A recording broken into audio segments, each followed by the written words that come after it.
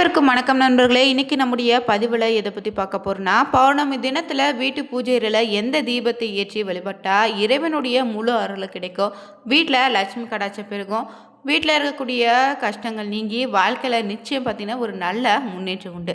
அப்படிப்பட்ட பௌர்ணமி பூஜை வழிபாடு செய்யக்கூடிய முறை என்னன்னு தான் இந்த பதிவில் பார்க்க போகிறோம். மேலும் புதியவராக இருந்தீங்கன்னா மறக்காமல் சேனலை சப்ஸ்கிரைப் பண்ணிக்கோங்க, கூடவே இருக்க பெல் பட்டனை கிளிக் பண்ணிக்கோங்க.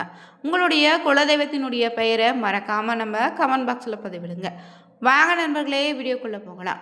பௌர்ணமி தினத்தில் பார்த்தீங்கன்னா அனைத்து கோவில்களும் சிறப்பு பூஜைகள் வழிபாடு இருக்கும். இந்த நேரத்தில் நம்ம வீட்டில் எப்படி பூஜை செய்வதுன்னு, சத்யநாராயண பூஜை எப்படி செய்வதுன்னு தான் இந்த பதிவில் முதல்ல பார்க்க போகிறோங்க. ஒவ்வொரு மாதமும் பௌர்ணமி தினம் வரும். முழு பிரகாசத்தோடு ஒளி வீசக்கூடிய சந்திர பகவானை தரிசிப்பதன் மூலம் அவருக்கு ஒளி தரக்கூடிய சூரியனை நம்ம வழிபடுவதோ நிச்சயம் நம்ம வாழ்க்கையில் பலவிதமான நல்ல மாற்றத்தை ஏற்படுத்தி தருங்க. இந்த பௌர்ணமி தினத்தன்று அன்னை தேவி பராசக்தி வழிபடுவதோ சத்யநாராயண பூஜை செய்வதோ சிறப்பான பலனை தருன்னு சொல்லுவாங்க. இந்த நாளில் ஒளிமயமான தினத்தில் அம்பிகைக்கு பூஜைகள் செய்து வழிபட்டிங்கன்னா தேவினுடைய அருள் பரிபூர்ணமாக உண்டுங்க. இந்த நாளில் வீட்டிலேயே கோயிலிலும் சரி விளக்கேற்றி வழிபாடு செய்வதன் மூலம் சிறப்பான பலன் உண்டுன்னு சொல்லியிருக்காங்க. இந்த பௌர்ணமி நாளில் சந்திர பகவான் உதயமாகக்கூடிய நேரத்தில் நீங்கள் பூஜை செய்வது சிறப்பான பலனை தருங்க. சத்யநாராயண பூஜையும் காக்கும் கடவுளான நாராயணுக்கு நம்ம செய்யக்கூடிய ஒரு வழிபாட்டு முறையாக இருக்குது. இந்த நாளில் பெருமாள் பார்த்தீங்கன்னா எடுத்த பல அவதாரங்களில் சத்யநாராயண அவதாரம் சிறப்பாக இருக்குங்க. திருமணம், வீடு, மனை வாங்கும்போது, திருவிழான்னு எல்லாவித நல்ல காரியத்திற்கும் முன்னாடி இந்த சத்யநாராயண பூஜையை நடத்துகிறாங்க. அனைத்திலும் வெற்றி கிடைக்க வேண்டும்னு வேண்டிட்டு தான் இந்த பூஜையை நடத்துகிறாங்க.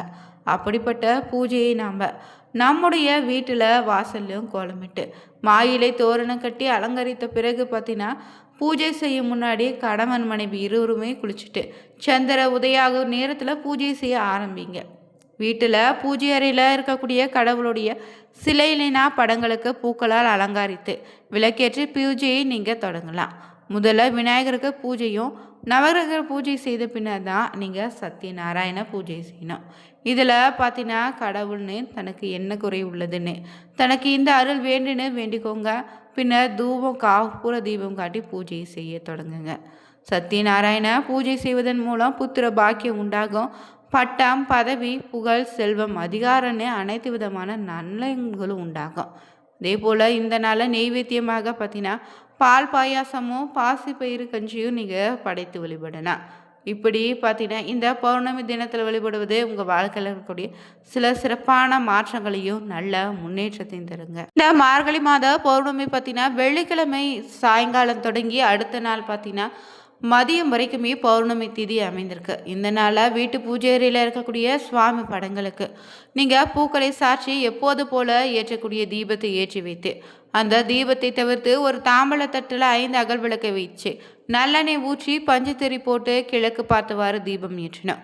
இது பௌர்ணமிக்குரிய தீபமாக இருப்பதால் பச்சரிசி பரப்பி அதற்கு மேலே தீபம் ஏற்றினா இன்னும் கூடுதல் பலனை ஏற்படுத்தி தருங்க.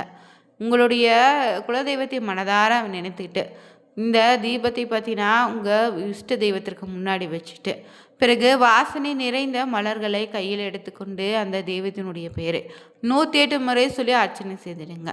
பெருமாளுக்குரிய சனிக்கிழமை நாளில் பௌர்ணமி தீதி அமைவதால் ஓம் நமோ நாராயண நம எனும் மந்திரத்தை 108 முறை சொல்லி வாசனை மிகுந்த மலர்களை அர்ச்சனை செய்த பிறகு கற்பூர தூப காட்டி நீங்கள் வழிபாட்டினை நிறைவு செலுத்திக்கோங்க. இப்படி நீங்கள் வீட்டு பூஜை அறையில் வழிபட்டாலே நிச்சயம் பார்த்தீங்கன்னா வீட்டில் மகாலட்சுமி அருள் உண்டாகும். வீட்டில் இருக்கக்கூடிய பிரச்சனைகளும் படிப்படியாக சரியாகிடுங்க. பொதுவாகவே நம்ம வீடு கட்டும்போதே வாஸ்து முறைப்படி தான் ஒவ்வொன்றையும் பார்த்து கட்டியிருப்போம். அதனால் பூஜை அறையை எப்படி பராமரிக்கணும், எந்த மாதிரியான படங்கள் வீட்டில் வச்சா சாமியினுடைய உருவங்களை வைக்கக்கூடாதுன்னு தான் தொடர்ந்து இந்த பதிவில் நம்ம பார்க்கலாங்க. சில கோவில்களுக்கு சென்றுட்டு வரும்போது அந்த தெய்வத்தின் படத்தை வீட்டிற்கு வாங்கிட்டு போகலாமா, அப்படி வீட்டுக்கு வாங்கிட்டு போனால் தீய பலன்கள் ஏற்பட்டு விடுமோ ஏன்னா பயம் மனதுக்குள்ளே நிலவலாம். இதனால் பல தெய்வங்களை நம்ம வழிபடாமல் அப்படியே கூட விட்டுருப்போங்க.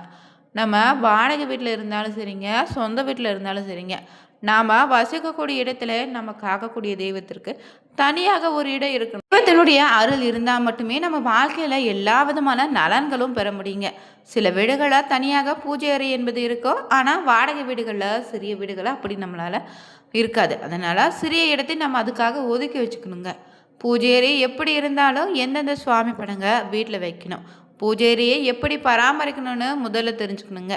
பூஜை அறையில் தெய்வ படங்களை நம்ம வைப்பதுக்குன்னு ஒதுக்கி வச்ச இடம் சிறிதோ பெரிதோ அந்த இடத்துல மட்டும்தான் நம்ம சுத்தமாகவும் நறுமணம் நிறைந்திருக்கு மாதிரி எப்போதுமே பார்த்துக்கணும். சுவாமி படங்களை கிழக்கு மேற்கு வடக்கு திசைகளை நோக்கி இருக்கும்படி வச்சு நாம் சாமி கும்பிடலாம். தட்சிணாமூர்த்தி நடராஜ சுவாமி படங்களை மட்டும் தெற்கு நோக்கி வைத்து வழிபடுங்க. அதே போல் இறந்தவருடைய படங்களை பூஜையிலோ சுவாமி படங்களோட சேர்ந்து வைக்கக்கூடாது. நீங்கள் முன்னோர்கள் வைத்து வழிபட்ட படங்கள் உங்கள் வீட்டில் இருந்தால் அது நல்லா இருந்தால் மட்டும் நீங்கள் பயன்படுத்திக்கோங்க. இல்லைன்னா பார்த்தீங்கன்னா அந்த படங்களை நீங்கள் வீட்டில் வைத்து வழிபடாதீங்க. அதே போல் சிலைகள் வைத்து வீட்டில் வழிபடக்கூடிய நபராக இருந்தீங்கன்னா சிறியதோ பெருசோ அதற்கு தினமும் நீங்கள் அபிஷேகம் செய்யணும், அலங்காரணை செய்யணுங்க. நெய்வேத்தியம் கட்டாயம் ஒன்று படைத்து தான் வழிபடணும். அதே போல் கோவிலுக்கு சென்று அங்குள்ள சுவாமி படங்களை வாங்கி வீட்டில் மாட்டி வச்சா மட்டும் போதாது. அந்த தெய்வம் நம்முடைய வீட்டில் நிலை பெற்று இருக்க நினைக்க கூடாது. இந்த தெய்வத்திற்கு தினமுமே மந்திரம் பதிகங்களை தொடர்ந்து பாராயணம் செய்துட்டே இருக்கணும்.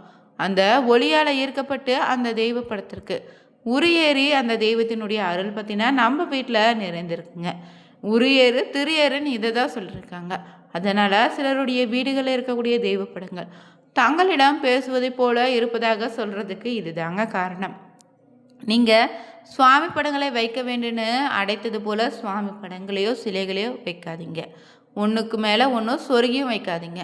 வீட்டில் வைத்துள்ள தெய்வத்தினுடைய பலம் பார்த்திங்கன்னா தெளிவாக இரும்படியும் தான் வைக்கணும். அதே போல் புதிதாக வீட்டுக்கு குடியேற போவதாக நீங்கள் இருந்தீங்கன்னா, வீட்டில் கிரகப்பிரவேசம் செய்ய போவதாக இருந்தாலும் கடைகளில் நீங்கள் கேட்டாலே 5 தெய்வங்கள் ஒன்றாக இருக்கக்கூடிய ஒரு படம் தருவாங்க. அதில் நடுவில் பார்த்தீங்கன்னா விநாயகர், இரு பக்கங்களும் சரஸ்வதி லட்சுமி, அவங்களுக்கு அருகில் ஒரு புறம் திருப்பதியும் மற்றொரு புறம் பெருமாளும் முருகப்பெருமானும் இருப்பார். அந்த படத்தை தான் வீட்டில் வைத்து வழிபடுனுங்க. இதில் விநாயகர் பார்த்தீங்கன்னா வினைகளையும் தடைகளையும் விளக்கக்கூடியவராக அருள்வளிப்பார். சரஸ்வதி தேவி அறிவு ஞானம் கலைகளை தேர்ச்சி கொடுப்பவர். மகாலட்சுமி செல்வ வளங்களை தரக்கூடியவர். திருப்பதி பெருமாள் பார்த்தீங்கன்னா குடும்ப ஒற்றியை தரக்கூடியவர். மகிழ்ச்சி செல்வத்திற்கு உரியவரும் இவர் தாங்க. அதே போல் கையில் வேலோடு இருக்கக்கூடிய முருகப்பெருமான் நமக்கு எந்த பிரச்சனை வந்தாலும் யாம் இருக்க பயமேனே ஓடி அருள்பாலிப்பார். வெற்றிகளையும் தரக்கூடியவர் தாங்க இந்த முருகப்பெருமான். இப்படி அனைத்து தெய்வங்களும் ஒன்று சேர கிடைக்கக்கூடிய சுவாமி படங்களை வீட்டில் வைத்து வழிபடுவது சிறப்பான பலனை தருங்க. அம்மன் சிவன் தெய்வங்களுடைய இஷ்ட தெய்வங்களாக இருந்தாலும் அந்த தெய்வங்களை படங்களை வீடுகளை வைத்து வழிபடலாம். திருப்பதி பெருமாள் படம் பார்த்தீங்கன்னா நிச்சயம் வீட்டில் இருக்கணுங்க. அதே போல் நவகிரகங்களின் படங்களை வீடுகளில் வைத்து வழிபடாதீங்க. நவகிரக தோஷம் இருந்தால் அந்த கிரகத்திற்குரிய தெய்வத்தினுடைய படம் மட்டும் வழிபடுங்க.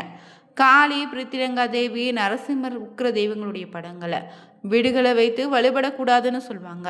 இந்த தெய்வங்கள் பார்த்தீங்கன்னா உக்கிர வடிவம் எடுத்ததற்கு காரணமே தன்னை சரணடைந்த பக்தருடைய காப்பதற்காக மட்டும்தான். அதனால் இந்த தெய்வங்களுடைய உருவங்களை வீட்டில் வைத்து வழிபடுங்க. எந்த தெய்வத்தின் படம் வீட்டில் இருந்தாலும் நிச்சயம் உங்கள் வீட்டு பூஜையில் குலதெய்வத்தினுடைய படம் கட்டாயம் இருக்கணுங்க. குலதெய்வத்துக்கு படத்திற்கு தினமுமே நீங்கள் பூ போட்டு கற்பூரம் காட்டி ஏதாவது நெய்வேத்தியம் படைத்து வழிபட்டாலே குடும்பத்தில் பார்த்தீங்கன்னா மகிழ்ச்சி உண்டாகும், லட்சுமி கடாட்சம் ஏற்படும். எந்திரங்களை வீட்டில் வைத்து வழிபடலாம். ஆனால் அந்த எந்திரத்தில் அடைக்கப்பட்ட தெய்வத்தினுடைய எவ்வளவுதான் தினமும் மந்திர ஜபம் செய்து வழிபட்டு வந்தாலும் 12 ஆண்டுகள் மட்டும்தான் அதில் சக்தி இருக்குன்னு சொல்லுவாங்க. அதற்கு பிறகு அது சாதாரண தகடாக மாறிடுங்க. அதனால் அப்படி மாறிய தகடை எப்போதும் வீட்டில் வச்சுருக்காதீங்க, அதனை அப்புறப்படுத்திடுங்க. இதில் பார்த்தீங்கன்னா வடகிழக்கு திசையில் பூஜை அறை அமைப்பது சிறப்பு. இது வீட்டின் மையத்தில் இருப்பது ரொம்ப நல்லதுங்க. சுவாமி சிலைகளை கிழக்கு இல்லைனா வடக்கு திசையை நோக்கி வைத்து வழிபடுங்க. அப்போது வழிபடுவங்க மேற்கு இல்லைனா தெற்கு நோக்கி அமரணும். பூஜை அறை எப்போதுமே சுத்தமாகவும் ஒழுங்காகவும் வைத்திருக்க வேண்டும். உடைந்த சிலைகளை எப்போதும் பூஜை அறையில் வைக்காதீங்க. பூஜை அறையை பார்த்தீங்கன்னா அதிக பொருட்கள் இல்லாமல் பார்த்துக்கோங்க. பிரமிடு போன்ற கூரைகள் நேர்மறை அதிர்வுகளை வீட்டில் அதிகரிக்கும். பூஜை அறையில் கட்டாயமாக பார்த்தீங்கன்னா ஒரு சிறிய கிண்ணத்தில் தண்ணீர் வைத்திருக்கணும். அதே போல் விநாயகருடைய பாதத்துக்கு அருகிலே எப்போதும் சிறிது பாத்திரத்தில் அரிசி வைத்திருப்பது வீட்டில் வறுமை நிலையை ஏற்படுத்தாது. இந்த முறையை பின்பற்றினாலே வீட்டில் பார்த்தீங்கன்னா லட்சுமி கடாட்சம் ஏற்படும். தவறாமல் பௌர்ணமி தினத்தில் வீட்டில் தீபம் ஏற்றி வழிபட்டால் செல்வ செழிப்பு உண்டாகும். வீடியோ உங்களுக்கு பிடிச்சிருந்தா லைக் பண்ணுங்கள், ஷேர் பண்ணுங்கள், கமெண்ட் பண்ணுங்கள், மறக்காமல் சேனலை சப்ஸ்கிரைப் பண்ணிக்கோங்க. அனைவருக்கும் நன்றி நண்பர்களே.